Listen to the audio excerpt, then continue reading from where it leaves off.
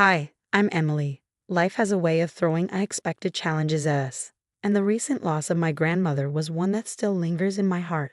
She wasn't just a relative, she was my confidant, my biggest cheerleader, and the one who believed in my dreams of becoming a graphic designer when no one else did.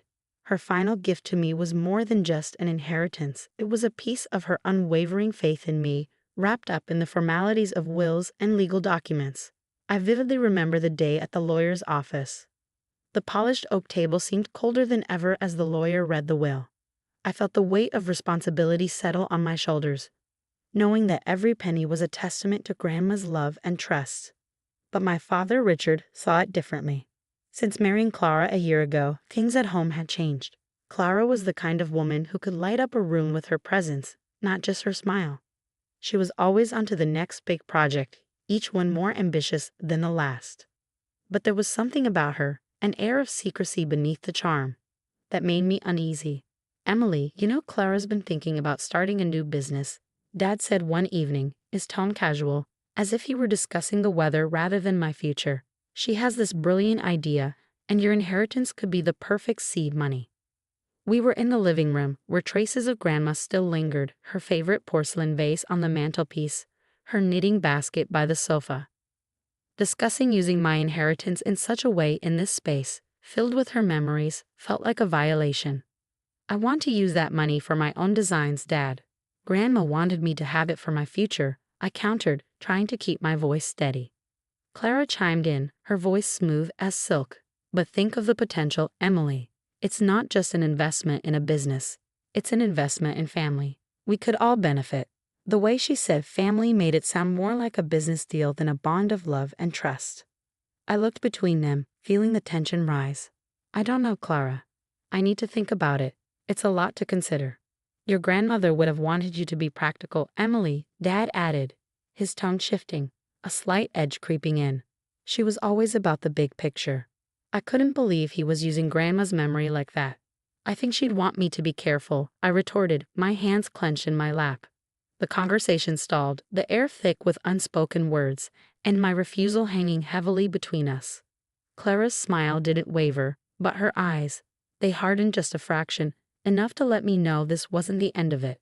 In the weeks that followed, I pored over Grandma's letters to me, each line a reminder of her wisdom. She'd often written about the importance of standing firm in one's beliefs, especially when pressured to compromise.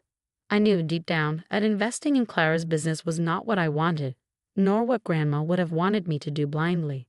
One evening, as I sat reading one of those old letters under the soft glow of a lamp, I realized that my decision was about more than just money. It was about respecting Grandma's legacy. I needed to hold on to the inheritance for the purpose it was intended, for my dreams, not Clara's. "I'm not investing the money in the business, Dad," I finally declared one night after dinner. The look on his face was a mix of disappointment and frustration. But I was resolute. Clara's attempts to sway me further only strengthened my resolve. "It's yours, Emily. We could have done great things together." Perhaps we could have, but on whose terms? As the days passed, the tension in the house grew palpable. I knew I had made the right decision, even though it came at the cost of familial peace. But as Grandma always said, some prices are worth paying for the sake of one's own path. "Emily, let's raise a toast to your grandmother, a remarkable woman whose legacy continues to inspire us all." Richard's voice filled the dining room, his glass raised high.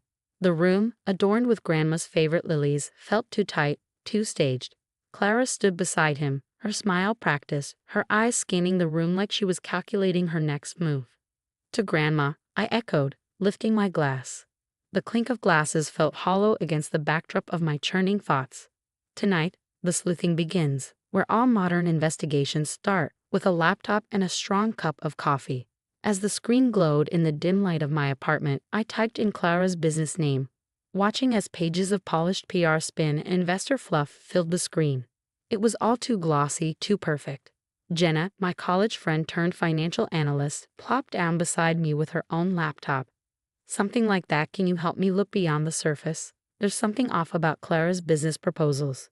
Jenna's fingers flew over her keyboard. "Let's dive into the financials. If there's dirt, it's buried in the numbers." We split tasks, me chasing down former business associates and disgruntled partners, while Jenna scrutinized financial reports and investment returns. Hours blurred as we unearthed a troubling pattern. Businesses started, money raised, ventures abruptly shut down. Look at this. Jenna pointed to a series of transactions. Every time one of her companies tanks, she's already pulling capital from the next. It's like a Ponzi scheme, but with startups. I leaned back, the implications spinning in my head. She's using new investor money to cover old debts. Exactly. And look here. Several of these investors are family businesses, including some of your dad's friends. The betrayal stung, its reach wider than I feared. Clara wasn't just targeting me, she was ensnaring anyone within my father's circle. We need to expose her, Jenna, before she drags more people down with her. Plans formed, a sting operation of sorts. We decided on a family gathering. A casual barbecue, the kind where news spreads as quickly as the fire in the grill. The day was clear, the backyard filled with unsuspecting guests. I spotted Clara holding court among my father's friends, her charm dialed high. With a nod to Jenna, who was ready with documents and her phone for recording, I strode over. Clara, can we talk in private? My voice was steady, belying the storm inside. She smiled, a predator's grin, and led me to the garden, out of immediate earshot but still in view of everyone. What is it, Emily? I know about the businesses, Clara. The failed ventures, the money from new investors used to cover old debts. How many more people need to suffer for your ambitions? Her face hardened, the facade slipping. You're out of your depth, Emily. This is how the world works. People invest, some win, some lose. But they didn't know they were gambling with a stacked deck. Did they? You deceived them. Clara's eyes narrowed, but before she could respond, Jenna stepped forward, her phone out. We have proof, Clara, and we're not afraid to use it. The confrontation escalated, voices rising as the tension in the air thickened. Guests began to drift over, drawn by the drama unfolding before them. Clara laughed, a cold, sharp sound. You think this will stop me? Your father won't believe you over me. But then Richard, who had come over to see what was happening, spoke up, his voice unsure. Is it true, Clara? Were you lying to us all? With the crowd's eyes on her, Clara's confidence wavered. Richard, it's not like that. It's just business. It's fraud, I corrected her, my voice carrying across the silent onlookers. And everyone here deserves to know the truth. The fallout was immediate. Conversations ignited, some defending Clara, others shocked and reeling. Richard stood silent, the truth finally cutting through his denial. As the party broke up, the seeds of doubt firmly planted, I realized the battle was far from over. But today, the truth had won a significant victory. At home, the atmosphere was tense. Clara's latest venture crumbled without the influx of missiled investments, leaving her scrambling to salvage her reputation. But the damage was done. The strain on their marriage was palpable, each day widening the rift that the truth had torn open. Amid the chaos, I focused on building the future I had envisioned.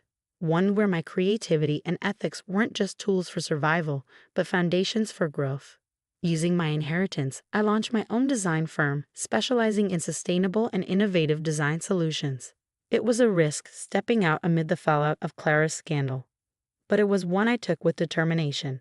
The firm quickly gained traction. Projects flowed in, and clients appreciated the transparency and creativity I brought to the table. For the first time in a long while, I felt the true weight of independence, the kind that's carved out of adversity and thrives against the odds. Months passed, and as the firm celebrated its first successful year, I invited family and friends to a small gathering. It wasn't just a celebration of the firm's success, but a testament to resilience and integrity. As guests mingled in the warmly lit room of my new studio, I couldn't help but reflect on the journey. The air was filled with laughter and music, a stark contrast to the last family gathering dominated by confrontation and betrayal. Richard approached, a figure much diminished by his recent experiences. His eyes met mine, and there was a flicker of something, regret, perhaps, or a newfound understanding of the consequences of his choices. Emily, I am sorry, he started, his voice barely above a whisper. I was wrong about Clara, about everything. I nodded, acknowledging his apology, but feeling the distance that couldn't be bridged. Thanks, Dad. I hope we can move forward, maybe not as before, but forward nonetheless. Clara was notably absent, her presence replaced by murmurs of her latest predicaments, more failed ventures, more burned bridges. I felt a twinge of pity, but it was distant, overshadowed by the awareness that she had brought this upon herself. As the evening wound down, I stood by the window, looking out at the city lights. The challenges of the past months had sculpted a new version of me, one forged in the fires of betrayal and hardened in the resolve of independence. Turning back to the room filled with the evidence of my new life, I realized this wasn't just a celebration of success. It was a reaffirmation of my path, one chosen with heart and walked with courage. The story of my inheritance and Clara's deceit had begun as a family drama, but ended as a personal triumph. In the end, the legacy wasn't just in the money Grandma left me. It was in the lessons of resilience and integrity, echoing far beyond the immediate consequences of deceit. That wraps up our story. Now I have a question for all of you. If you were in Emily's shoes, would you have used your inheritance to invest in Clara's business venture to maintain peace in the family? Or would you have stood your ground as Emily did, even if it meant causing conflict? Please share your thoughts in the comments.